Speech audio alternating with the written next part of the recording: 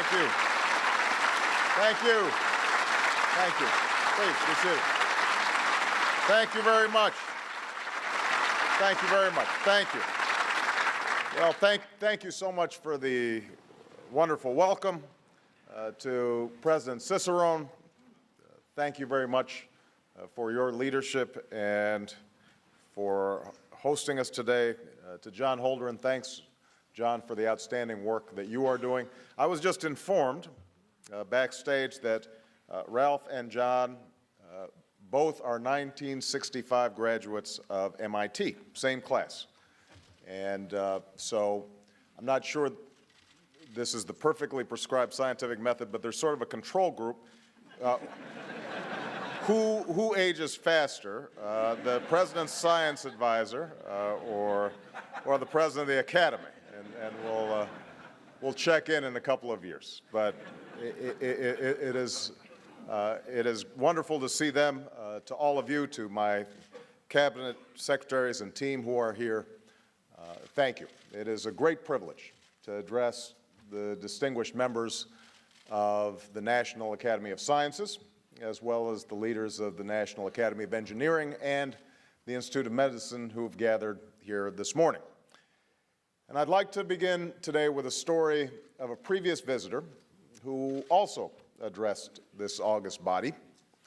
In April of 1921, Albert Einstein visited the United States for the first time. And his international credibility was growing as scientists around the world began to understand and accept the vast implications of his theories of special and general relativity. And he attended this annual meeting, and after sitting through a series of long speeches by others, he reportedly said, "I have just got a new theory of eternity."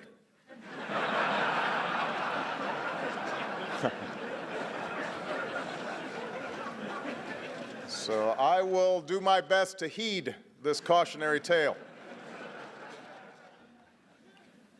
The very founding of this institution stands as a testament to the restless curiosity, the boundless hope, so essential not just to the scientific enterprise, but to this experiment we call America. A few months after a devastating defeat at Fredericksburg, before Gettysburg would be won, before Richmond would fall, before the fate of the Union would be at all certain, President Abraham Lincoln signed into law an act creating the National Academy of Sciences. In the midst of Civil War, Lincoln refused to accept that our nation's sole purpose was mere survival. He created this academy, founded the land-grant colleges, and began the work of the Transcontinental Railroad, believing that we must add, and I quote, "the fuel of interest to the fire of genius in the discovery of new and useful things." This is America's story. Even in the hardest times, against the toughest odds, we've never given in to pessimism. We've never surrendered our fates to chance. We have endured, we have worked hard, we've sought out new frontiers. Today, of course, we face more complex challenges than we have ever faced before. A medical system that holds the promise of unlocking new cures and treatments attached to a healthcare system that holds the potential for bankruptcy to families and businesses. A system of energy that powers our economy but simultaneously endangers our planet. Threats to our security that seek to exploit the very interconnectedness and openness so essential to our prosperity. And challenges in a global marketplace which links the derivative trader on Wall Street to the homeowner on Main Street, the office worker in America to the factory worker in China, a marketplace in which we all share an opportunity but also in crisis. At such a difficult moment, there are those who say we cannot afford to invest in science, that support for research is somehow a luxury at moments defined by necessities. I fundamentally disagree.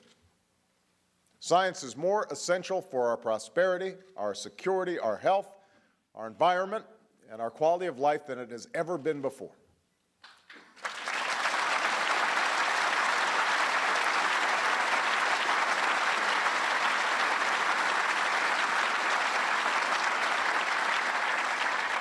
And if there was ever a day that reminded us of our shared stake in science and research, it's today.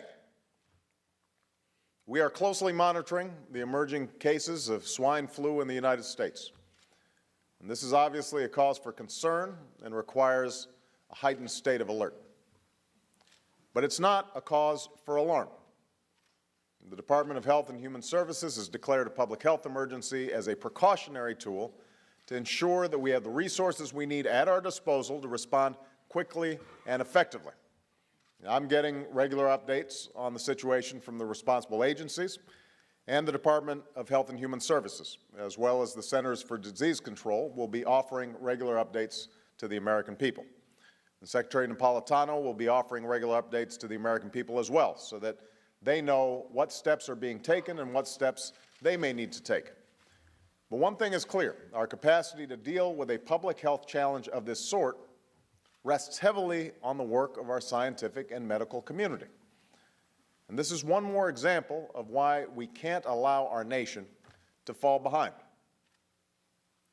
Unfortunately, that's exactly what's happened. Federal funding in the physical sciences, as a portion of our gross domestic product, has fallen by nearly half over the past quarter century. Time and again, we've allowed the research and experimentation tax credit, which helps businesses grow and innovate, to lapse. Our schools continue to trail other developed countries and, in some cases, developing countries. Our students are outperformed in math and science by their peers in Singapore, Japan, England, the Netherlands, Hong Kong, and Korea, among others. Another assessment shows American 15-year-olds ranked 25th in math and 21st in science when compared to nations around the world. And we have watched as scientific integrity has been undermined and scientific research politicized in an effort to advance predetermined ideological agendas. We know that our country is better than this. A half-century ago, this nation made a commitment to lead the world in scientific and technological innovation, to invest in education, in research, in engineering, to set a goal of reaching space and engaging every citizen in that historic mission. That was the high watermark of America's investment in research and development. And since then, our investments have steadily declined as a share of our national income. As a result, other countries are now beginning to pull ahead in the pursuit of this generation's great discoveries. Now, I believe it is not in our character, the American character, to follow. It's our character to lead, and it is time for us to lead once again. So I'm here today to set this goal. We will devote more than 3% of our GDP to research and development. We will not just meet, but we will exceed the level achieved at the height of the space race through policies that invest in basic and applied research, create new incentives for private innovation, promote breakthroughs in energy and medicine, and improve education in math and science.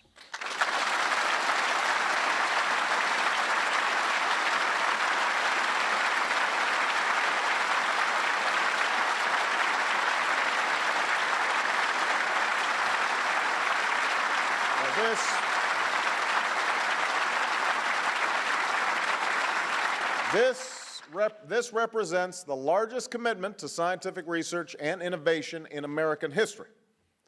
Just think what this will allow us to accomplish. Solar cells as cheap as paint, green buildings that produce all the energy they consume, learning software as effective as a personal tutor, prosthetics so advanced that you could play the piano again, an expansion of the frontiers of human knowledge about ourselves and the world around us. We can do this.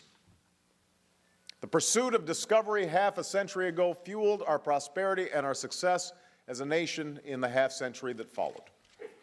The commitment I am making today will fuel our success for another 50 years. That's how we will ensure that our children and their children will look back on this generation's work as that which defined the progress and delivered the prosperity of the 21st century. Now, this work begins with a historic commitment to basic science and applied research, from the labs of renowned universities to the proving grounds of innovative companies. Through the American Recovery and Reinvestment Act, and with the support of Congress, my administration is already providing the largest single boost to investment in basic research in American history. That's already happening. This is important right now, as public and private colleges and universities across the country reckon with shrinking endowments and tightening budgets. But this is also incredibly important for our future. As Vannevar Bush, who served as scientific advisor to President Franklin Roosevelt, famously said, "Basic scientific research is scientific capital." The fact is, an investigation into a particular physical, chemical, or biological process might not pay off for a year or a decade or at all. And when it does, the rewards are often broadly shared, enjoyed by those who bore its costs, but also by those who did not. And that's why the private sector generally underinvests in basic science, and why the public sector must invest in this kind of research. Because while the risks may be large, so are the rewards for our economy and our society. No one can predict what new applications will be born of basic research, new treatments in our hospitals, or new sources of efficient energy, new building materials, new kinds of crops more resistant to heat and to drought. It was basic research in the photoelectric field, in the photoelectric effect that would one day lead to solar panels. It was basic research in physics that would eventually produce the CAT scan. The calculations of today's GPS satellites are based on the equations that Einstein put to paper more than a century ago. In addition to the investments in the Recovery Act, the budget I've proposed, and versions have now passed both the House and the Senate, builds on the historic investments in research contained in the Recovery Plan. So we double the budget of key agencies, including the National Science Foundation, a primary source of funding for academic research, and the National Institute of Standards and Technology, which supports a wide range of pursuits, from improving health information technology to measuring carbon pollution, from testing smart grid designs to developing advanced manufacturing processes. And my budget doubles funding for the Department of Energy's Office of Science, which builds and operates accelerators, colliders, supercomputers, high-energy light sources, and facilities for making nanomaterials. Because we know that a nation's potential for scientific discovery is defined by the tools that it makes available to its researchers. But the renewed commitment of our nation will not be driven by government investment alone. It's a commitment that extends from the laboratory to the marketplace. And that's why my budget makes the research and experimentation tax credit permanent. This is a tax credit that returns $2 to the economy for every dollar we spend, by helping companies afford the often high costs of developing new ideas, new technologies, and new products. Yet at times we've allowed it to lapse or only renewed it year to year. I've heard this time and again from entrepreneurs across this country.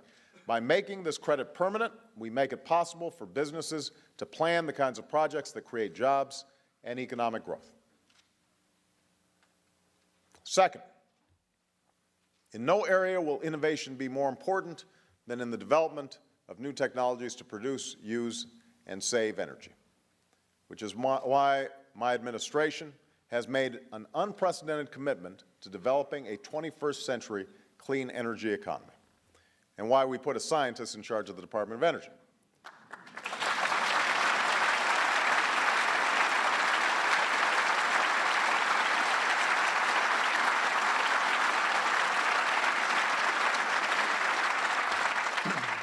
Our future on this planet depends on our willingness to address the challenge posed by carbon pollution.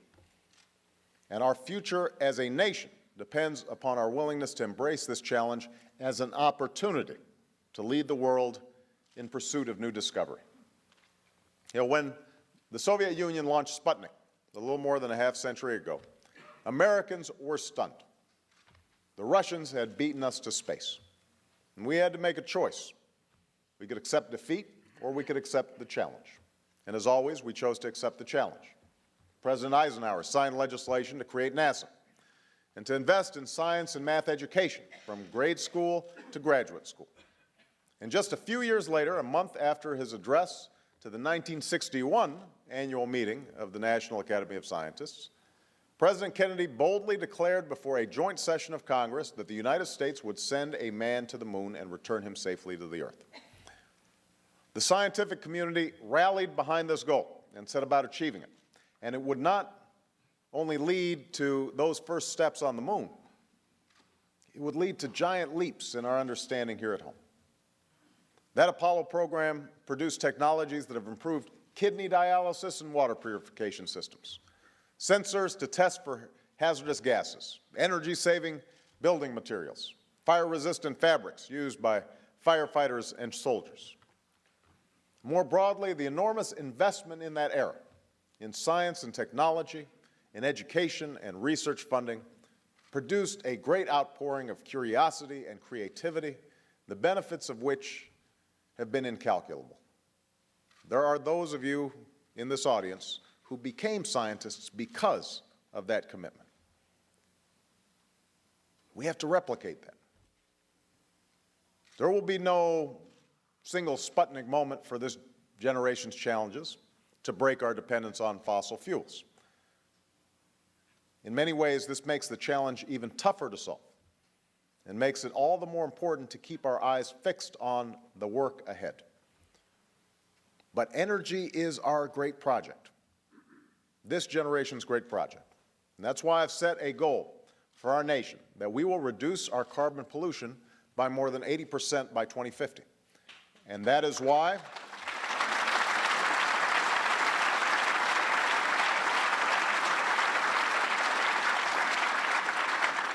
I'm pursuing, in concert with Congress, the policies that will help us meet this goal.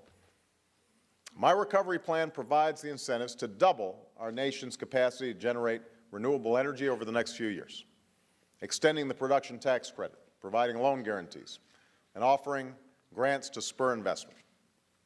Let's take one example. Federally funded research and development has dropped the cost of solar panels by tenfold over the last 3 decades. Our renewed efforts will ensure that solar and other clean energy technologies will be competitive. My budget includes $150 billion over 10 years to invest in sources of renewable energy as well as energy efficiency. It supports efforts at NASA, recommended as a priority by the National Research Council, to develop new space-based capabilities to help us better understand our changing climate. And today I'm also announcing that for the first time, we are funding an initiative recommended by this organization called the Advanced Research Projects Agency for Energy, or ARPA-E. And this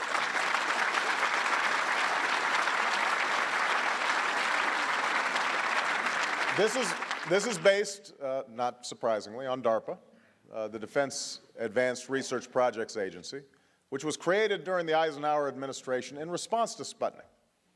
It has been charged throughout its history with conducting high-risk, high-reward research.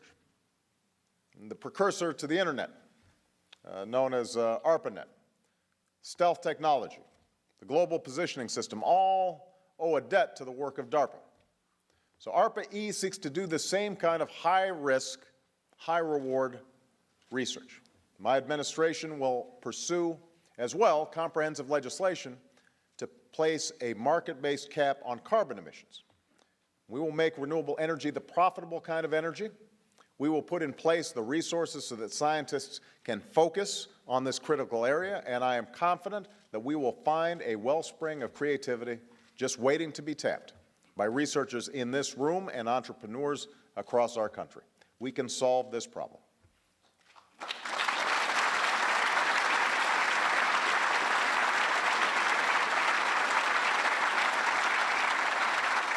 Now, the nation that leads the world in 21st century clean energy will be the nation that leads in the 21st century global economy. I believe America can and must be that nation.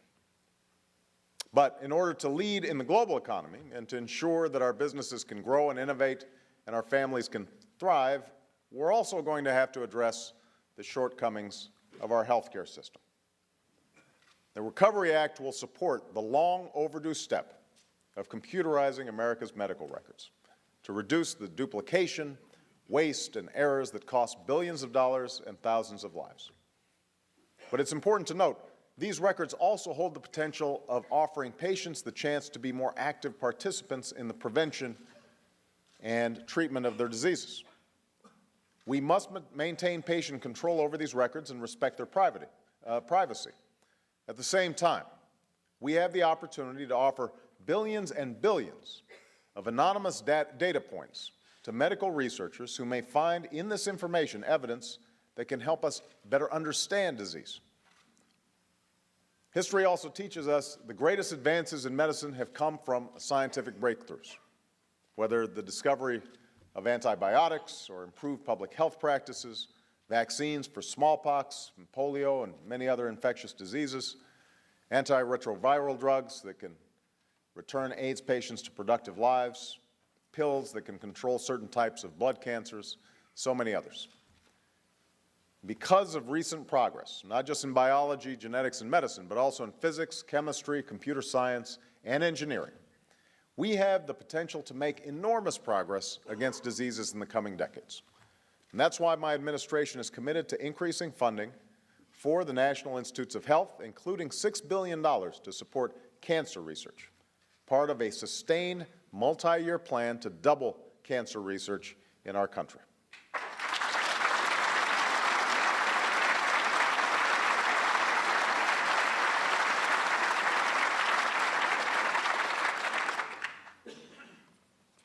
Next, we are restoring science to its rightful place. On March 9th, I signed an executive memorandum with a clear message.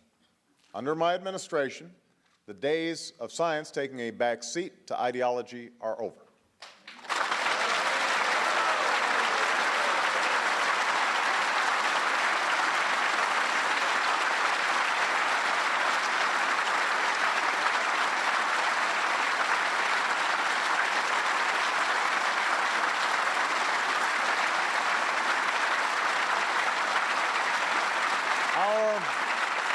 Our progress as a nation and our values as a nation are rooted in free and open inquiry.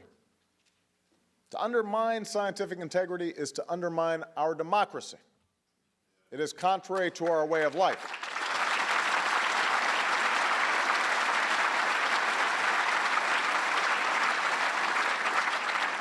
That's why I've charged John Holdren and the White House Office of Science and Technology Policy with leading a new effort to ensure that federal policies are based on the best and most unbiased scientific information.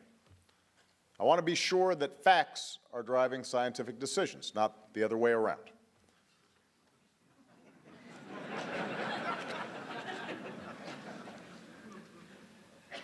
As part of this effort, we've already launched a website that allows individuals to not only make recommendations to achieve this goal, but to collaborate on those recommendations. It's a small step, but one that's creating a more transparent, participatory, and democratic government. We also need to engage the scientific community directly in the work of public policy, and that's why today I am announcing the appointment. We are filling out the President's Council of Advisors on Science and Technology, known as PCAST, and I intend to work with them closely. Our co-chairs have already been introduced, Dr. Varmus and Dr. Lander, along with John, and this council represents leaders from many scientific disciplines who will bring a diversity of experiences and views. And I will charge PCAST with advising me about national strategies to nurture and sustain a culture of scientific innovation. In addition to John, sorry, I just noticed that I jumped the gun here. Go ahead and move it up. I had already introduced all you guys. In biomedicine, just to give you an example of what PCAST can do, we can harness the historic convergence between life sciences and physical sciences that's underway today, undertaking public projects in the spirit of the Human Genome Project to create data and capabilities that fuel discoveries in tens of thousands of laboratories, and identifying and overcoming scientific and bureaucratic barriers to rapidly translating scientific breakthroughs into diagnostics and therapeutics that serve patients. In environmental science, it will require strengthening our weather forecasting, our Earth observation from space, the management of our nation's land, water, and forests, and the stewardship of our coastal zones and ocean fisheries. We also need to work with our friends around the world. Science, technology, and innovation proceed more rapidly and more cost-effectively when insights, costs, and risks are shared. And so many of the challenges that science and technology will help us meet are global in character. This is true of our dependence on oil, the consequences of climate change, the threat of epidemic disease, and the spread of nuclear weapons.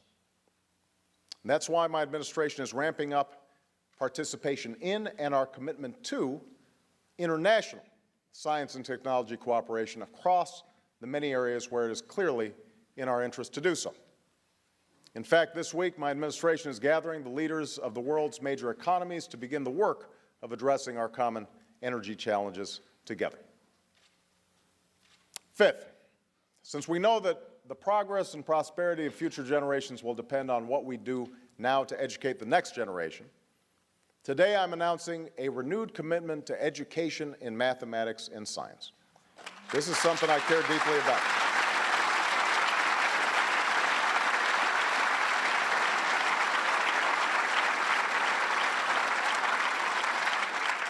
Through this commitment, American students will move from the middle to the top of the pack in science and math over the next decade. For we know that the nation that out-educates us today will outcompete us tomorrow. And I don't intend to have us out-educated. We can't start soon enough. We know that the quality of math and science teachers is the single most influential factor in determining whether a student will succeed or fail in these subjects. Yet in high school, more than 20% of students in math and more than 60% of students in chemistry and physics are taught by teachers without expertise in these fields. And this problem is only going to get worse. There is a projected shortfall of more than 280,000 math and science teachers across the country by 2015.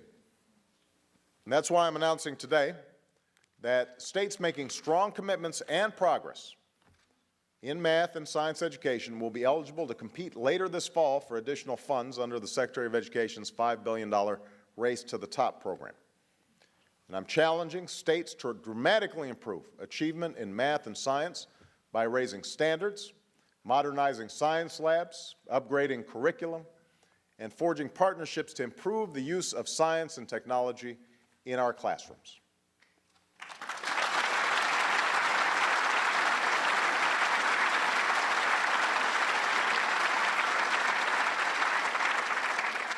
I'm challenging states as well to enhance teacher preparation and training and to attract new and qualified math and science teachers to better engage students and reinvigorate those subjects in our schools. And in this endeavor, we will work to support inventive approaches. Let's create systems that retain and reward effective teachers, and let's create new pathways for experienced professionals to go into the classroom.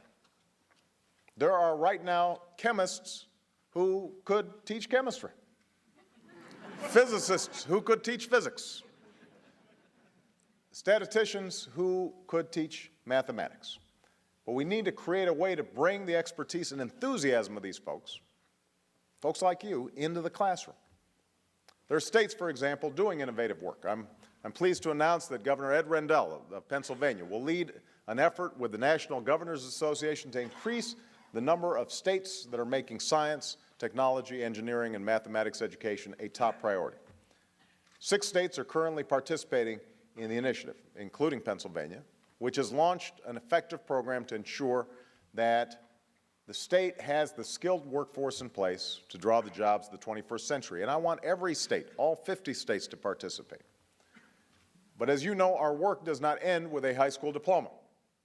For decades, we led the world in educational attainment, and as a consequence, we led the world in economic growth. The GI Bill, for example, helped send a generation to college. But in this new economy, we've come to trail other nations in graduation rates, in educational achievement, and in the production of scientists and engineers.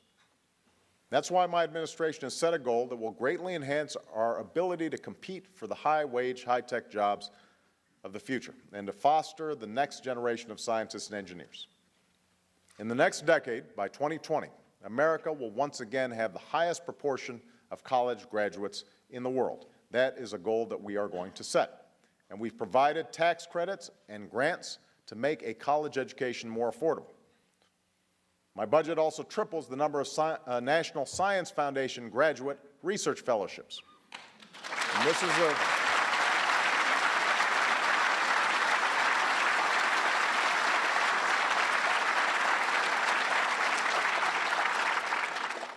this program was created as part of the space race 5 decades ago.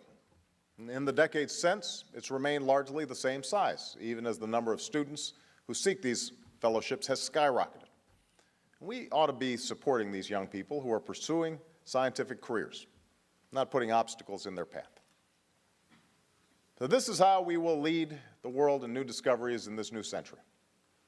But I think all of you understand it will take far more than the work of government.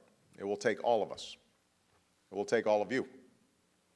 And so today I want to challenge you to use your love and knowledge of science to spark the same sense of wonder and excitement in a new generation.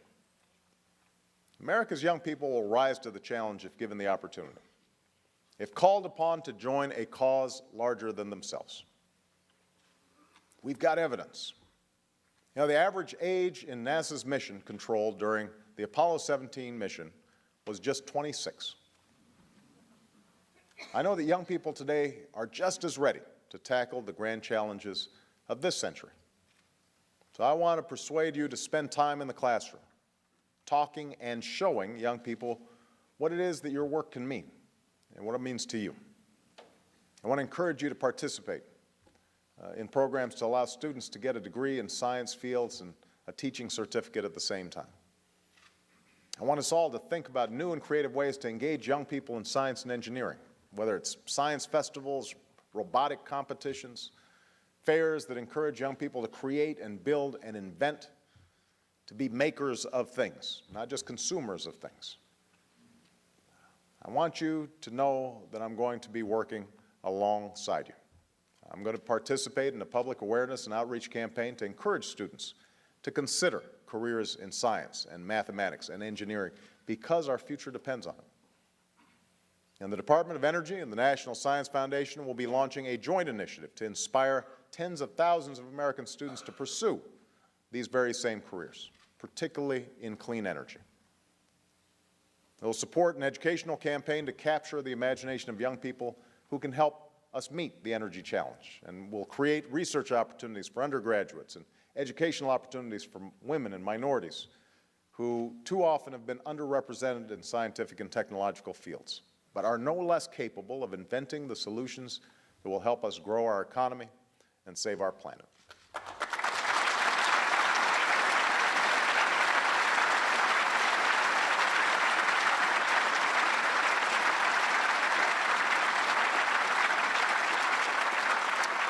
And it will support fellowships and interdisciplinary graduate programs and partnerships between academic institutions and innovative companies to prepare a generation of Americans to meet this generational challenge.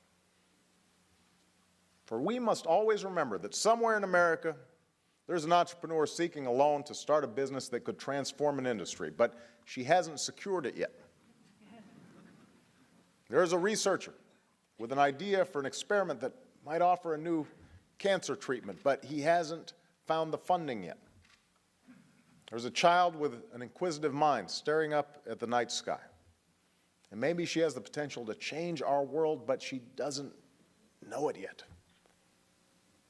As you know, scientific discovery takes far more than the occasional flash of brilliance, as important as that can be.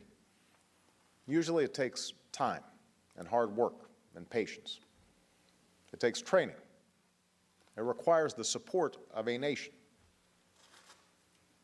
But it holds a promise like no other area of human endeavor.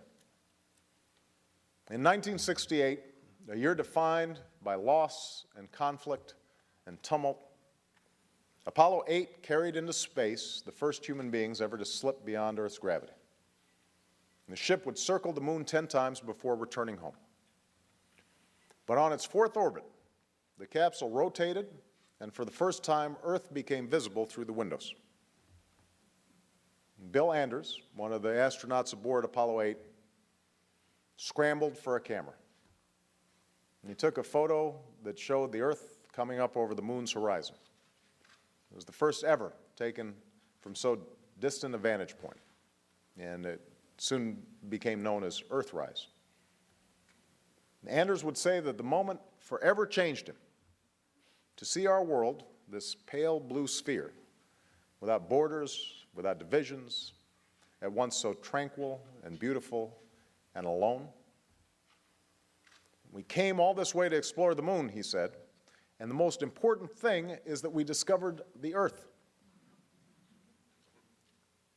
Yes, scientific innovation offers us a chance to achieve prosperity. It has offered us benefits that have improved our health and our lives, improvements we take too easily for granted. But it gives us something more. At Roots, science forces us to reckon with the truth as best as we can ascertain it. And some truths fill us with awe. Others force us to question long-held views. Science can't answer every question. Indeed, it seems at times the more we plumb the mysteries of the physical world, the more humble we must be. Science cannot supplant our ethics or our values, our principles, or our faith. But science can inform those things and help put those values, these moral sentiments, that faith, can put those things to work, to feed a child or to heal the sick, to be good stewards of this earth. We are reminded that with each new discovery and the new power it brings comes new responsibility, that the fragility, the sheer specialness of life requires us to move past our differences and to address our common problems, to endure and continue humanity's strivings for a better world. As President Kennedy said when he addressed the National Academy of Sciences more than 45 years ago, the challenge, in short, may be our salvation. Thank you all for all your past, present, and future discoveries. May God bless you. God bless the United States of America.